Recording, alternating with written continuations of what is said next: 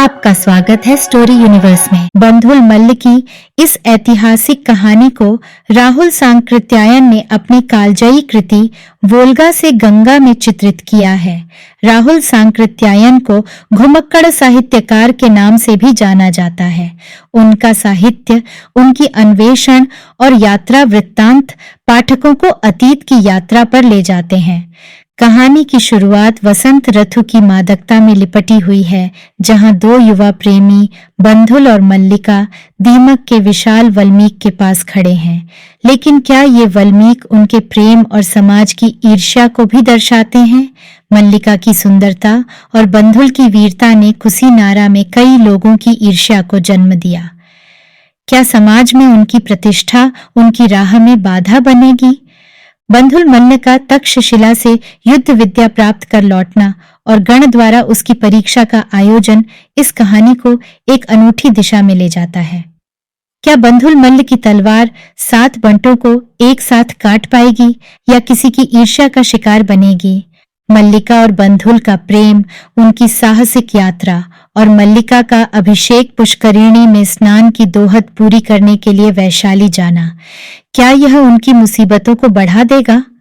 श्रावस्ती के महानगर में प्रसेनजित के राज्य का सेनापति बनकर बंधुल मल्ल ने कोसल राज्य को बाहरी आक्रमणों से कैसे बचाया? लेकिन क्या अंततः राजा की ईर्ष्या और शक उनके जीवन को संकट में डाल देगा? क्या प्रसेनजित और विदुड़ब की कहानी उनके मन में बसी ईर्ष्या और सत्ता की भूख बंधुल मल्ल और मल्लिका की कहानी को एक दुखद अंत की ओर ले जाएगी? तो चलिए शुरू करते हैं। पोस्ट 9। बंधुल मल्ल। काल 460 ईज़रो पूर्णा। 1। वसंत का यौवन था। वृक्षों के पत्ते झड़कर नए हो गए थे। शाल अपने श्वेत पुष्पों से वन को सुगंधित कर रहा था। अभी सूर्य की किरणों के प्रखर होने में देर थी। गहन शालवन में सूखे पत्तों पर मानवों के चलने की पद ध्वनि आ रही थी। एक बड़े वल्मीक दीमक के टीले के पास खड़े हुए 2 तरुण तरुणी उसे निहार रहे थे। तरुणी के अरुण गौर मुख पर दीर्घ कुंचित नील केश बेपरवाही के साथ बिखर कर उसके सौंदर्य की वृद्धि कर रहे थे। तरुण ने अपनी सबल भुजा को तरुणी के कंधे पर रखकर कहा, मल्लिका, इस वल्मीक को देखने में इतनी तन्मय क्यों है? देख, यह 2 पोरिसाका है। हाँ, साधारण वल्मीकों से बड़ा है, किंतु इससे भी बड़े वल्मीक होते हैं। तुझे ख्याल आता होगा, क्या सचमुच वर्षा बरसने पर इससे आग और धुआं निकलता? नहीं, वह शायद झूठी दंतकथा है, किंतु यह चींटी जैसे छोटे छोटे और उससे कहीं कोमल रक्तमुख श्वेत कीट जैसे इतने बड़े वल्मीक को बना लेते हैं। मनुष्य के बनाए महलों को यदि उसके शरीर से नापा जाए तो वह इसी तरह कई गुना बड़े मालूम होंगे। यह एक दीमक का काम नहीं है, शत सहस्र दीमकों ने मिलकर इसे बनाया है। मानव भी इसी तरह मिलकर अपने काम को करता है। इसलिए मैं भी उत्सुकता पूर्वक इसे देख रही थी। इनमें आपस में कितना मेल है। यह अति क्षुद्र प्राणी समझे जाते हैं और शत सहस्र मिलकर एक साथ रह इतने बड़े बड़े प्रासादों को बनाते हैं। मुझे दुख है, हमारे मल्ल इन दीमकों से कुछ शिक्षा नहीं लेते। मानव भी मेल से रहने में किसी से कम नहीं है, बल्कि मानव जो आज श्रेष्ठ प्राणी बना है वह मेल ही के कारण। तभी वह इतने बड़े बड़े नगरों, निगमों, कस्बों, गांवों को बसाने में सफल हुआ है। तभी उसके जलपोत अपार सागर को पार कर द्वीप द्वीपांतरों की निधियों को जमा करते हैं। तभी उसके सामने हाथी, गैंडे, सिंह नतशिर होते हैं। किंतु उसकी ईर्ष्या, यदि यह ईर्ष्या न होती तो कितना अच्छा होता। मुझे मल्लों की ईर्ष्या को ख्याल आता है। हाँ, क्यों वह तुझसे ईर्ष्या करते हैं? मैंने तुझे कभी किसी की निंदा अपकार करते नहीं देखा सुना, बल्कि तेरे मधुर व्यवहार से दास कर्मकर्तक कितने प्रसन्न हैं, यह सभी जानते हैं। तो भी कितने ही संभ्रांत मल्ल तुझसे इतनी डाह रखते हैं, क्योंकि वह मुझे सर्वप्रिय होते देखते हैं और गण प्रजातंत्र में सर्वप्रिय से डाह करने वाले अधिक पाए जाते हैं। सर्वप्रियता ही से तो यहाँ पुरुष गण प्रमुख होता है, किंतु उन्हें तेरे गुणों को देखकर प्रसन्न होना चाहिए था। मल्लों में किसी को तक्षशिला में इतना सम्मान मिला हो आज तक नहीं सुना गया। क्या उन्हें मालूम नहीं कि आज भी राजा प्रसेनजित कौशल के लेख पत्र पर लेख तुझे बुलाने के लिए आ रहे हैं। हम तक्षशिला में 10 साल तक एक साथ पढ़ते रहे, उसे मेरे गुण ज्ञात हैं। कुसीनारा के मल्लों को वह अज्ञात है, यह मैं नहीं मानती।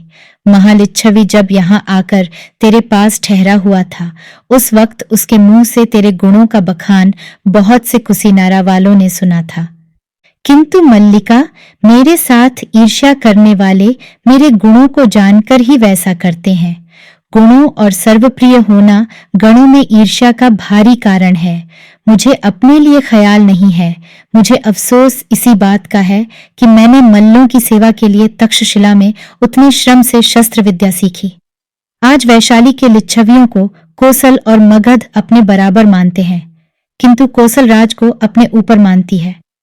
मैंने सोचा था हम्पावा, अनूपिया, कुसीनारा आदि सभी 9 मल्ल गणों को स्नेह बंधन में बांधकर लिच्छवियों की भांति अपना 9 मल्लों का एक सम्मिलित सुदृढ़ गढ़ बनाएंगे। 9 मल्लों के मिल जाने पर प्रसेनजित हमारी तरफ आंख भी नहीं उठा सकता। बस यही एकमात्र अफसोस है। बंधुल के गौर मुख की कांति को फीकी पड़ी देख मल्लिका को अफसोस होने लगा और उसने ध्यान को दूसरी ओर खींचते हुए कहा, तेरे साथी शिकार के लिए तैयार खड़े होंगे और मैं भी चलना चाहती हूँ, घोड़े पर या पैदल। गवई, घोड़रोज, नीलगाय का शिकार घोड़े की पीठ से नहीं होता मल्लिका। और क्या इस घुट्टी तक लटकते अंतरवासक, लंगी, इस 3 हाथ तक लहराते उत्तरासंग चादर और इन अस्त व्यस्त केशों को काली नागिनों की भांति हवा में उड़ाते शिकार करने चलना है? ये तुझे बुरे लगते हैं? बुरे? मल्लिका के लाल ओठों को चूमकर, मल्लिका नाम से भी जिसका संबंध हो वह मुझे बुरा नहीं लग सकता, किंतु शिकार में जाने पर जंगल की झाड़ियों में दौड़ना पड़ता है। इन्हें तो मैं तेरे सामने समेटे लेती हूं, कह मल्लिका ने अंतरवासक को कसकर बांध लिया। केशों को संभालकर सिर के ऊपर जूड़ा करके कहा, मेरे उत्तरासंग, ओढ़नी की पगड़ी बांध दे। बंधुल। पगड़ी बांध बंधुल कंचुकी के भीतर से उठे क्षुद्र विल्व स्पर्धी स्तनों का अर्धालिंगन करते हुए बोला, और ये तेरे स्तन? स्तन सभी मल्ल कुमारियों के होते हैं, किंतु यह कितने सुंदर हैं, तो क्या कोई इन्हें छीन ले जाएगा? तरुणों की नजर लग जाएगी, वह जानते हैं यह बंधुल के हैं। नहीं, तुझे उज्र न हो तो मल्लिका, भीतर से मैं इन्हें अपने अंगोछे से बांध दूं। कपड़ों के बाहर के दर्शन से तुझे तृप्ति नहीं हो रही है, मल्लिका ने मुस्कुराकर बंधुल के मुंह को चूमते हुए कहा। बंधुल ने कंचुकी को हटा शुभ्र स्फटिक शिला सदृश वक्ष पर आसीन उन आरक्त गोल स्तनों को अंगोछे से बांध दिया। मल्लिका ने फिर कंचुकी को पहनकर कहा, अब तो तेरा खतरा जाता रहा बंधुल। बंधुल को अपनी चीज के लिए खतरा नहीं है प्रिय, अब दौड़ने में यह ज्यादा हिलेंगे भी नहीं। सभी तरुण मल्ल मल्लियाओं शिकारी वेश में तैयार इस जोड़े की प्रतीक्षा कर रहे थे और इनके आते ही धनुष, खड्ग और भाले को संभाल चल पड़े। गवैयों के मध्याह्न विश्राम का स्थान किसी को मालूम था, उसी के पथ प्रदर्शन के अनुसार लोग चले। बड़े वृक्षों की अल्प तृण छाया के नीचे गवैयों का एक यूथ बैठा जुगाली कर रहा था। यूथपति एक नील गवई खड़ा कानों को आगे पीछे तानते चौकी दे रहा था। मल्ल 2 भागों में बट गए। एक भाग तो अस्त्र शस्त्र संभाल एक और वृक्षों की आड़ लेकर बैठ गया, दूसरा भाग पीछे से घेरने के लिए 2 टुकड़ियों में बटकर चला। हवा उधर से आ रही थी जिधर वह दोनों टुकड़ियां मिलने जा रही थीं। नील गवय अब भी अपनी हरिण जैसी छोटी दुम को हिला रहा था। दोनों टुकड़ियों के मिलने से पहले ही बाकी गवय भी खड़े हो नथुनों को फुलाते, कानों को आगे टेढ़ा करते उसी एक दिशा की ओर अस्थिर शरीर से देखने लगे। क्षण भर के भीतर ही जान पड़ा उन्हें खतरा मालूम हो गया और नील गवय के पीछे वह हवा बहने की दिशा की ओर दौड़ पड़े।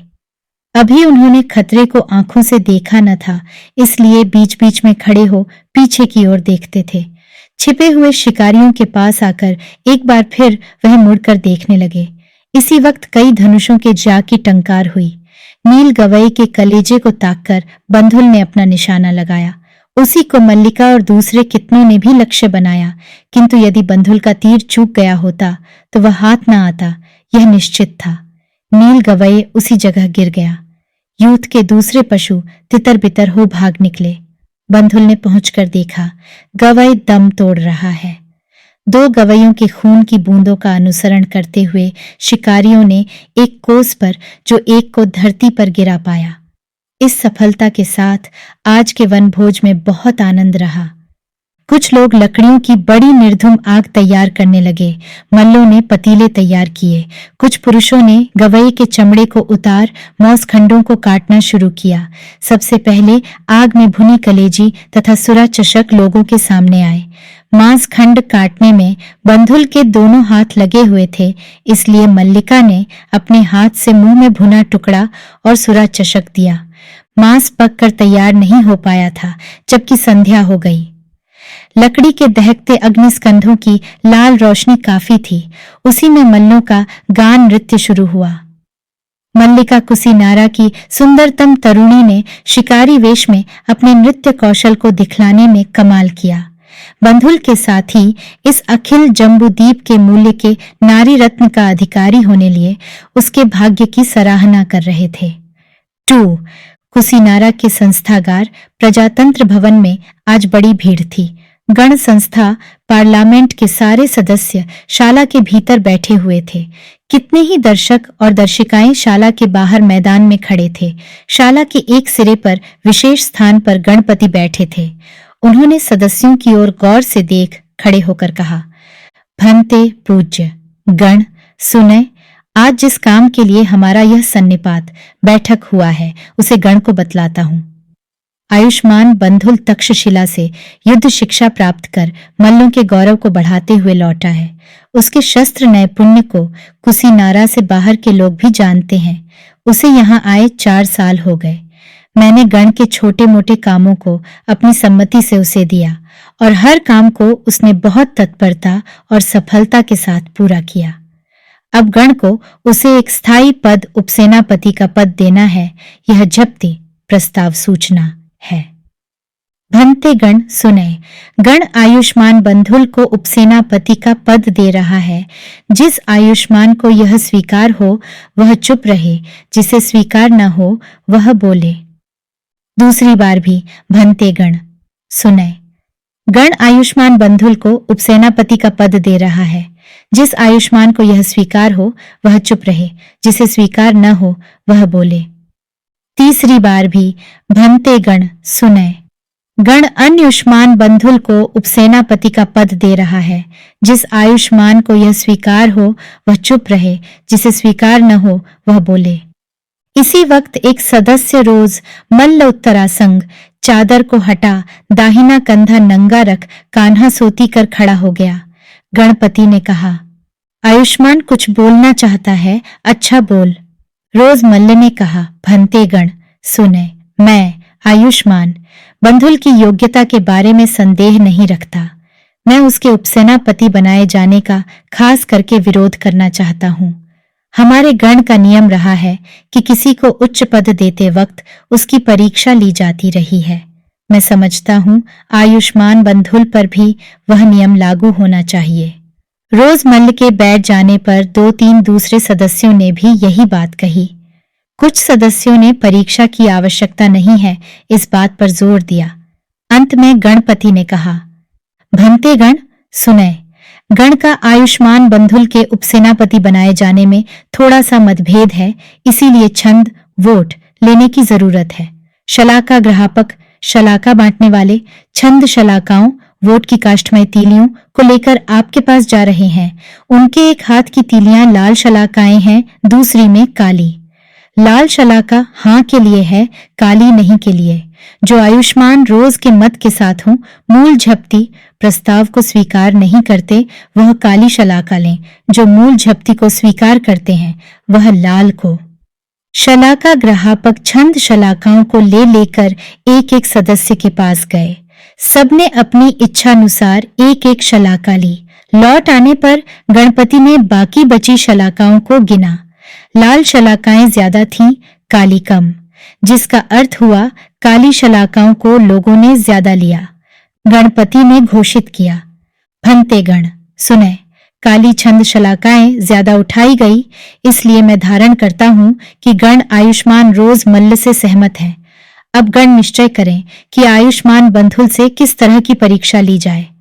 कितने ही समय के वाद विवाद तथा छंद शलाखों उठवाने के बाद निश्चित हुआ कि बंधुल मल्ल लकड़ी के 7 बंटों को एक सांस में तलवार से काट डाले।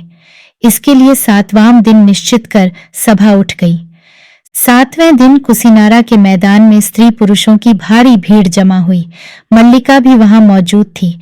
जरा जरा दूर पर कठोर काष्ठ के साथ खूंटे गड़े हुए थे।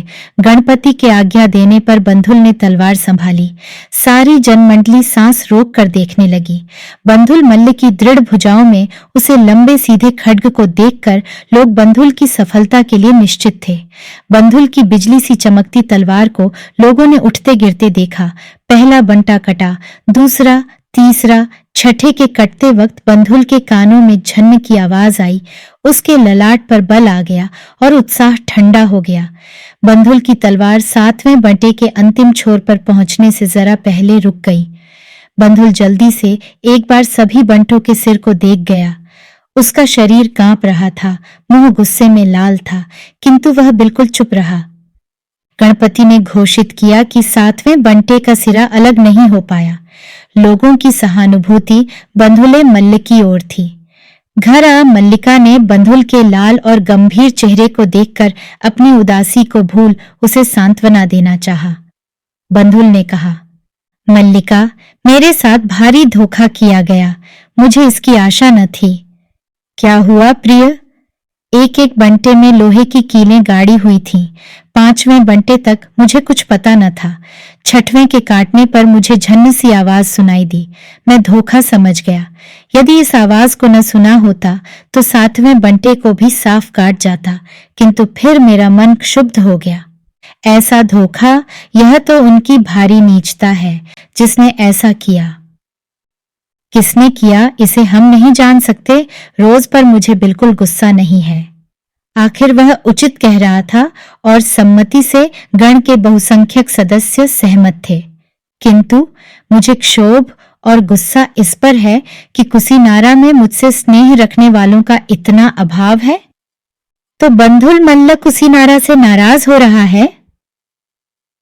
कुसीनारा मेरी माँ है जिसने पाल पोसकर मुझे बड़ा किया, किंतु अब मैं कुसीनारा में नहीं रहूंगा। कुसीनारा को छोड़ जाना चाहता है क्योंकि कुसीनारा को बंधुल मल्ल की जरूरत नहीं है। तो कहाँ चलेगा? मल्लिका, तू मेरा साथ देगी। विकसित बदन हो बंधुल ने कहा। छाया की भांति मेरे बंधुल। मल्लिका ने बंधुल की लाल आंखों को चूम लिया और तुरंत उसकी रुक्षता जाती रही। मल्लिका, अपने हाथों को दे। फिर मल्लिका के हाथों को अपने हाथों में लेकर बंधुल ने कहा, यह तेरे हाथ मेरे लिए शक्ति के स्रोत हैं। इन्हें पाकर बंधुल कहीं भी निर्भय विचर सकता है। तो प्रिय, कहाँ चलने को तय कर रहा है और कब? बिना जरा भी देर किए, क्योंकि खुट्टों की कीलों का पता गणपति को लगने ही वाला है। उसके बाद वह फिर से परीक्षा दिन निश्चित करेंगे। हम लोगों को आग्रह से पहले चल देना चाहिए। अन्याय का परिमार्जन क्यों नहीं होने देता? कुसीनारा ने मेरे बारे में अपनी सम्मति दे दी है मल्लिके। मेरा यहाँ काम नहीं है, कम से कम इस वक्त। कुसीनारा को जब बंधुल की जरूरत होगी उस वक्त वह यहाँ आ मौजूद होगा। उसी रात को ले चलने लायक चीजों को ले मल्लिका और बंधुल ने कुसीनारा को छोड़ दिया और दूसरे दिन अचिरवती राप्ती के तट पर अवस्थित ब्राह्मणों के ग्राम मल्लग्राम, मलाव, गोरखपुर में पहुंच गए। मल्लों के जनपद में मल्लग्राम के सांकृत्य अपनी युद्ध वीरता के लिए ख्याति रखते थे। वहां बंधुल के मित्र भी थे, किंतु बंधुल मित्रों की मुलाकात के लिए नहीं गया था। वह गया था वहां से नाव द्वारा श्रावस्ती सहेट महेट जाने के लिए। मल्ल ग्राम में श्रेष्ठी सुदत्त के आदमी रहते थे और उनके द्वारा नावों को पाना आसान था। सांकृत्य ब्राह्मणों ने अपने कुलाचार के अनुसार अपने द्वार पर एक मोटा सुअर को बच्चा काटा और अपने हाथ से पकाकर बंधुल मल्ल तथा मल्लिका को उसी सूकर मार्दव से संतृप्त किया। 3. श्रावस्ती राजधानी में कोसल राज प्रसेनजित ने अपने सहपाठी मित्र बंधुल मल्ल का बड़े जोरों से स्वागत किया। तक्षशिला में ही प्रसेनजित ने इच्छा प्रकट की थी कि मेरे राजा होने पर तुझे मेरा सेनापति बनना होगा। राजा हो जाने पर भी कई बार वह इसके बारे में लिख चुका था, किंतु कोसल काशी जैसे अपने समय के सबसे समृद्ध और विशाल राज्य का सेनापति होने की जगह बंधुल अपनी कुशीनारा के एक मामूली गण का उपसेनापति रहना ज्यादा पसंद करता था। किंतु अब कुशीनारा ने उसे ठुकरा दिया था, इसलिए प्रसेनजित के प्रस्ताव करने पर उसने शर्त रखी, मैं स्वीकार करूंगा मित्र तेरी बात को, किंतु उसके साथ कुछ शर्त है। खुशी से कह मित्र बंधुल, मैं मल्ल पुत्र हूं। हाँ, मैं जानता हूं और मल्लों के विरुद्ध जाने की मैं तुझे कभी आज्ञा नहीं दूंगा। बस इतना ही। मित्र, मल्लों के साथ जो संबंध हमारा है बस मैं उतना ही कायम रखना चाहता हूं। तू जानता है कि मुझे राज्य विस्तार की इच्छा नहीं है। यदि किसी कारण से मुझे मल्लों का विरोध करना पड़ा तो मुझे स्वतंत्रता होगी, चाहे जो पक्ष लें, और कुछ मैं अपने प्रिय मित्र के लिए कर सकता हूं। नहीं महाराज, बस इतना ही। 4. बंधुल मल्ल कौशल सेनापति था। प्रसेनजित जैसे नरम उत्साहहीन राजा के लिए एक ऐसे योग्य सेनापति की बड़ी जरूरत थी। वस्तुतः यदि उसे बंधुल मल्ल न मिला होता तो शायद मगधों और वत्सों ने उसके राज्य के कितने ही भाग दाब लिए होते। श्रावस्ती पहुंचने के कुछ समय बाद मल्लिका को गर्भ लक्षण दिखलाई देने लगा। बंधुल मल्ल ने एक दिन पूछा, प्रिय, किसी चीज का दोहद हो तो कहना। हाँ, दोहद है प्रियतम, किंतु बड़ा दुष्कर। बंधुल मल्ल के लिए दुष्कर नहीं हो सकता मल्लिके, बोल क्या दोहद है। अभिषेक पुष्करिणी में नहाना। मल्लों की? नहीं, वैशाली में लेयव्यों की। तूने ठीक कहा मल्लिके, तेरा दोहद दुष्कर है, किंतु बंधुल मल्ल उसे पूरा करेगा। कल सवेरे तैयार हो जा, रथ पर हम दोनों चलेंगे। दूसरे दिन पाठेले अपने खड्ग धनुष आदि के साथ दोनों रथ पर सवार हुए। दूर की मंजिल को अनेक सप्ताह में पार कर एक दिन बंधुल का रथ वैशाली में इसी द्वार से प्रविष्ट हुआ जिस पर उसका सहपाठी कुछ लिच्छवियों की ईर्ष्या से अंधा हुआ महाली अध्यक्ष था। एक बार बंधुल की इच्छा हुई महाली से मिल लेने की, किंतु दोहद की पूर्ति में विघ्न देख उसने अपने इरादे को छोड़ दिया। अभिषेक पुष्करिणी के घाटों पर पहरा था। वहां जीवन में सिर्फ एक बार किसी लिच्छवी पुत्र को नहाने, अभिषेक पाने का सौभाग्य होता था, जबकि वह लिच्छवी गण के 999 सदस्यों के किसी रिक्त स्थान पर चुना जाता। रक्षी पुरुषों ने बाधा डाली तो बंधुल ने कोड़े से मारकर उन्हें भगा दिया और मल्लिका को स्नान करा रथ पर चढ़ तुरंत वैशाली से निकल पड़ा। रक्षी पुरुषों से खबर पा 500 लिच्छवी रथी बंधुल के पीछे दौड़े। महाली ने सुना तो उसने मना किया, किंतु गर्वीले लिच्छवी कहाँ मानने वाले थे। दूर से रथों के चक्करों की आवाज सुन पीछे देख मल्लिका ने कहा, प्रिय, बहुत से रथ आ रहे हैं। तो प्रिय, जिस वक्त सारे रथ एक रेखा में हो उस वक्त कहना। मल्लिका ने वैसे समय सूचित किया। पुराने ऐतिहासिकों का कहना है कि बंधुल ने खींचकर एक तीर मारा और वह 500 लिच्छवियों के कमरबंद के भीतर से होता निकल गया। लिच्छवियों ने नजदीक पहुंचकर लड़ने के लिए ललकारा। बंधुल ने सहज भाव से कहा, मैं तुम्हारे जैसे भरोसे नहीं लड़ता। देख भी तो हम कैसे मरे हैं। मैं दूसरा बाण खर्च नहीं करता। घर लौट जाओ, प्रियों बंधुओं से पहले भेंट कर लेना, फिर कमरबंद को खोलना। कह बंधुल ने मल्लिका के हाथ से रास ले ली और रथ को तेजी से हाँककर आंख से ओझल हो गया। कमरबंद खोलने पर सचमुच ही 500 लिच्छवी मरे पाए गए। 5. श्रावस्ती आजकल को उजाड़ सहित महेट उस वक्त जम्बू द्वीप का सबसे बड़ा नगर था। प्रसेनजित के राज्य में श्रावस्ती के अतिरिक्त साकेत, अयोध्या और वाराणसी, बनारस 2 और महानगर थे। श्रावस्ती के सुदत्त, अनाथपिंडक और मृगार, साकेत के अर्जुन जैसे कितने ही करोड़पति सेठ काशी कोसल के सम्मिलित राज्य में बसते थे, जिनके सार्थ कारवां जम्बू द्वीप ही में नहीं बल्कि ताम्रलिप्त से होकर पूर्व समुद्र, बंगाल की खाड़ी और भरुकच्छ, भड़ौंज तथा सुपपारक, सोपारा से होकर पश्चिम समुद्र, अरब सागर द्वारा दूर दूर के द्वीपों तक जाते थे। ब्राह्मण शोभंतों, महाशालों तथा क्षत्रिय सामंतों के बराबर तो उनका स्थान नहीं था, तो भी यह लोग समाज में बहुत ऊंचा स्थान रखते थे और धन में तो उनके सामने सामंत तुच्छ थे।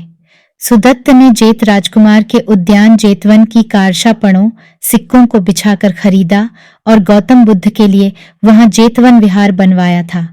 मृगार के लड़के पुंड्रवर्धन के ब्याह में राजा प्रसेनजित स्वयं सदल बल साकेत गया था और कन्या पिता अर्जुन श्रेष्ठी का मेहमान रहा। अर्जुन की पुत्री तथा मृगार की पुत्रवधू विशाखा ने अपने हार के दाम से 1000 कोठरियों का एक 7 तल्ला विशाल विहार मठ बनवाया, जिसका नाम पूर्वाराम मृगार माता प्रसाद पड़ा। देश देशांतर का धन इन श्रेष्ठियों के पास दोहकर चला आता था। फिर उनकी अपार संपत्ति के बारे में क्या कहना है। जयवाल उद्दालक याज्ञवल्क्य ने यज्ञवाद को गौण द्वितीय स्थान देते हुए वास्तविक निस्तार के लिए ब्रह्मवाद की दृढ़ नौका का निर्माण किया। जनक जैसे राजाओं ने बड़े बड़े पुरस्कार रख ब्रह्म संबंधी शास्त्रार्थ की परिषदें बुलानी शुरू की, जिनसे वेद से बाहर भी कल्पना करने का रास्ता खुला। अब यह वह समय था जबकि देशों में स्वतंत्र चिंतन की एक बाढ़ सी आ गई थी और विचारक, तीर्थंकर अपने अपने विचारों को लोगों के सामने साधारण सभाओं में रखते थे। कहीं उसका रूप साधारण उपदेश अपवाद, सूक्ष्म के रूप में होता था, कहीं कोई वाद के आह्वान, चैलेंज को घोषणा के तौर पर जम्बू जामुन की शाखा गाड़ते घूमता फिरता। प्रवाहन ने 56 पीढ़ियों को भटकाने के लिए ब्रह्म साक्षात्कार के बहुत उपाय बतलाते थे, जिनमें प्रव्रज्या, संन्यास, ध्यान, तप आदि शामिल थे।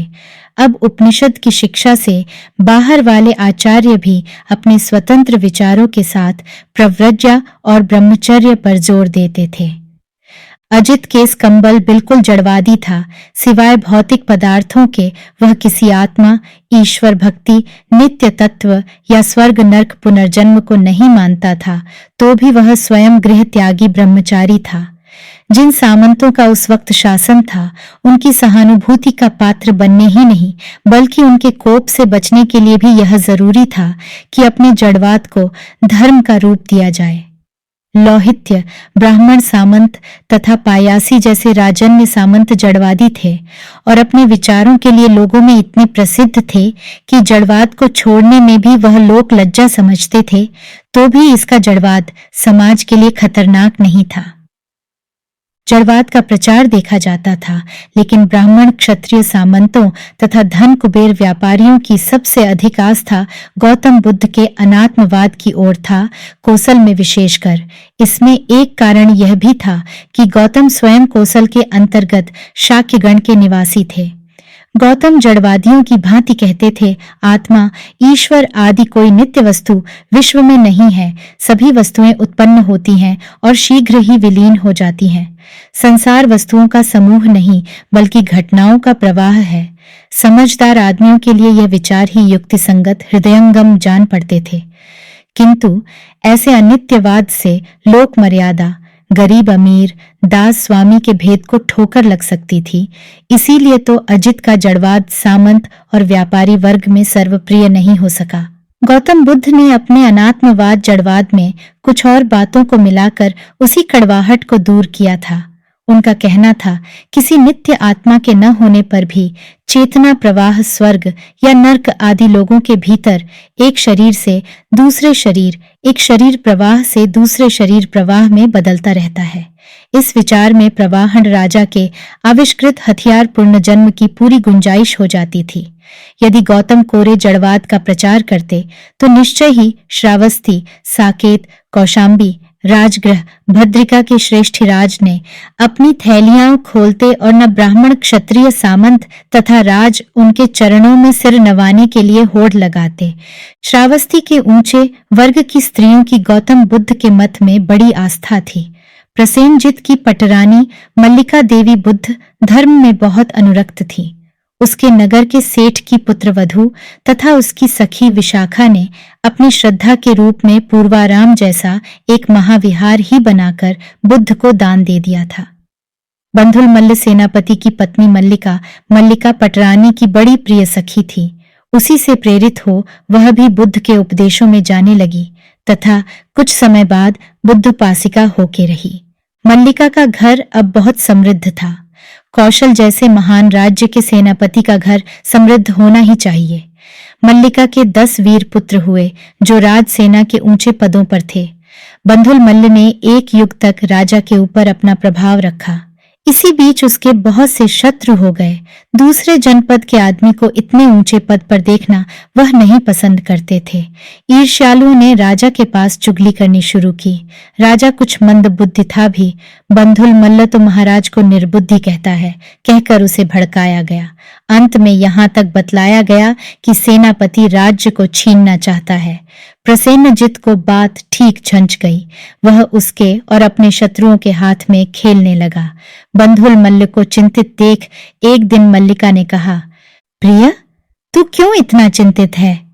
क्योंकि राजा मुझ पर संदेह करने लगा है। तो क्यों ना सेनापति का स्थान छोड़ कुशीनारा चले चलें। वहां अपनी जीविका के लिए हमारे पास काफी कर्मांत कामत खेती है। इसका अर्थ है राजा को उसके शत्रुओं के हाथ में छोड़ देना। देखती नहीं मल्लिका, मगध राज अजात शत्रु कई बार काशी पर आक्रमण कर चुका है। एक बार हमने उसे बंदी बना लिया। महाराज ने उदारता दिखलाते हुए राजपुत्री वह से ब्याह कर उसे छोड़ दिया। किंतु अजात शत्रु सारे जम्बूद्वीप का चक्रवर्ती बनना चाहता है मल्लिका। वह इस ब्याह से चुप होने वाला नहीं है। उसके गुप्तचर राजधानी में भरे हुए हैं। हमारे दूसरे पड़ोसी अवंतिराज के दामाद वत्सराज उदयन की नीयत भी ठीक नहीं है। वह भी सीमांत पर तैयारी कर रहा है।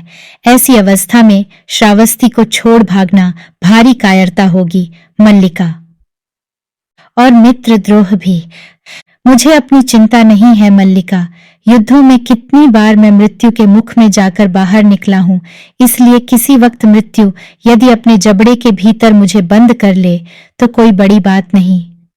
माली की लड़की मल्लिका, जो कि एक साधारण कमकर की लड़की है, अपने गुणों से प्रसेनजित की पटरानी बनी अब नहीं थी।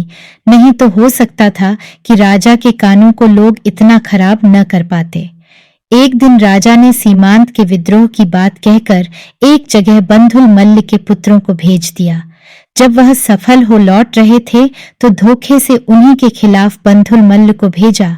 इस प्रकार बाप और उसके 10 लड़के एक ही जगह काम आए। जिस वक्त इस घटना की चिट्ठी मल्लिका के पास आई, उस वक्त वह बुद्ध और उनके भिक्षु संघ को भोजन कराने जा रही थी। उसकी 10 तरुणी बहुओं ने बड़े प्रेम से कई तरह के भोजन तैयार किए थे।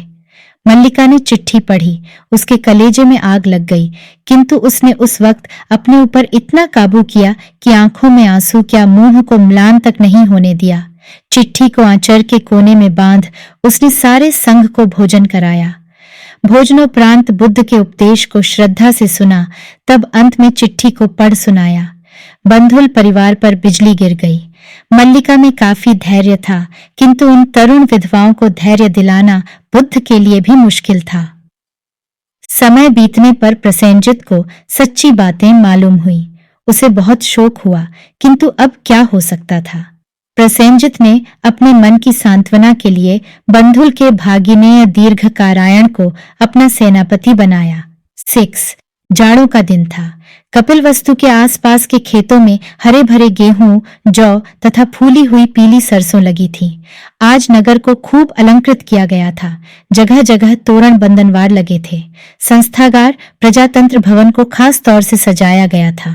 3 दिन की भारी मेहनत के बाद आज जरा सा अवकाश पा कुछ दास किसी घर के एक कोने में बैठे हुए थे। काक ने कहा, हम दासों का भी कोई जीवन है। आदमी की जगह यदि बैठे पैदा हुए होते तो अच्छा था। उस वक्त हमें मनुष्य जैसा झांत तो न होता। ठीक कहते हो काक। कल मेरे मालिक दंडपाणी ने लाल लोहा करके मेरी स्त्री को दाग दिया। क्यों दादा? क्यों? इनसे कौन पूछे। यह तो दासों के पति पत्नी के संबंध को भी नहीं मानते। जिस पर यह दंडपाणी अपने को निगंठ श्रावक जैन कहता है, जो निगंठ की भूमि के कीड़े को हटाने के लिए अपने पास मोर पंखी रखते हैं।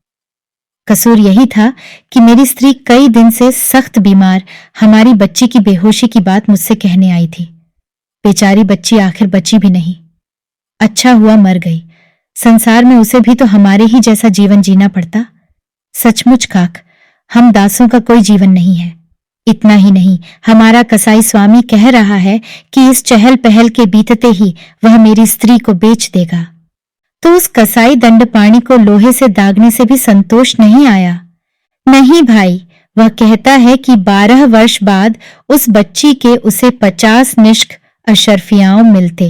मानो हमने जानबूझकर उसके 50 निष्क बर्बाद कर दिए।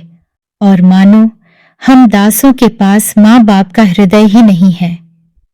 एक तीसरे वृद्ध दास ने बीच में कहा, और एक यह भी दासी ही का लड़का है जिसके स्वागत के लिए यह सारी तैयारी की जा रही है। कौन दादा? यही कौशल राजकुमार विदुटभ, दासी का पुत्र। हाँ, महानाम शाक्य की उस बुढ़िया दासी को नहीं जानता। हमारे जैसी काली नहीं, किसी शाक्य के वीर्य से होगी। और दासियों में उसकी क्या कमी है दादा?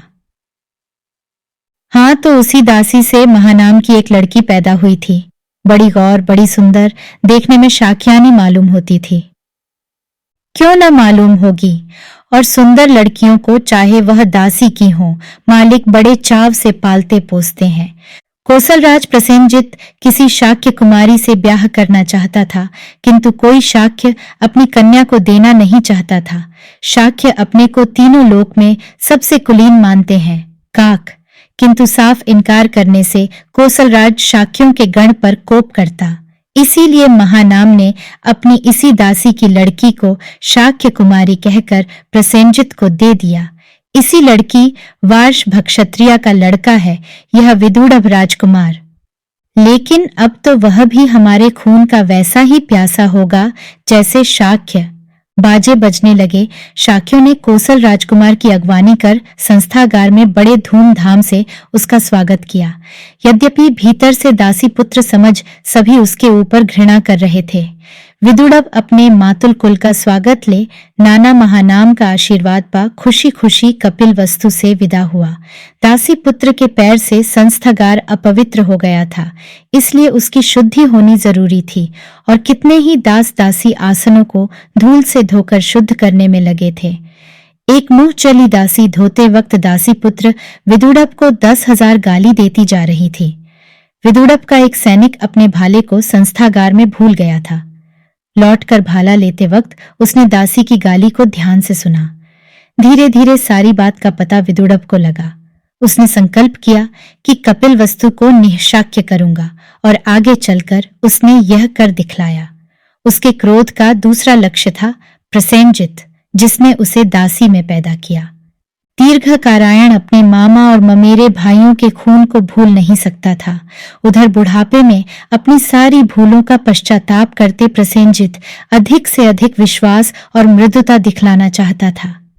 एक दिन मध्याह्न भोजन के बाद उसे बुद्ध का ख्याल आया।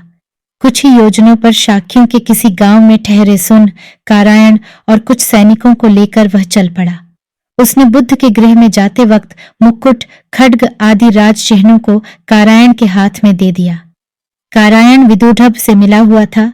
उसने एक रानी को छोड़ विदुड़भ को राजा घोषित कर श्रावस्ती का रास्ता लिया। कितनी ही देर तक उपदेश सुन प्रसेनजित बाहर निकला तो रानी ने बिलक बिलक कर सारी बात बतलाई। वहां प्रसेनजित अपने भांजे मगधराज अजात शत्रु से मदद लेने के लिए राजगृह की ओर चला। बुढ़ापे में कई सप्ताह चलने से रास्ते ही में उसका शरीर जवाब दे चुका था।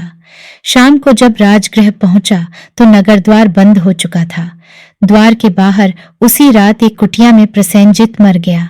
सवेरे रानी का विलाप सुन अजात शत्रु और वज्रा दौड़ आए, किंतु उस मिट्टी को ठाट बाट से जलाने के सिवाय वह क्या कर सकते थे। बंधुल के खून का यह बदला था, दास्ता के दुष्कर्म का यह परिणाम था। आज से 100 पीढ़ी पहले की यह ऐतिहासिक कहानी है। उस वक्त तक सामाजिक विषमताएं बहुत बढ़ चुकी थीं। धनी व्यापारी वर्ग समाज में एक महत्वपूर्ण स्थान ग्रहण कर चुका था। परलोक का रास्ता बतलाने वाले, नरक से उद्धार करने वाले कितने ही पथ प्रदर्शक पैदा हो गए थे, किंतु गांव-गांव में दास्ता के नरक को धधकता देखकर भी सबकी आंखें उधर से मुंदी हुई थीं।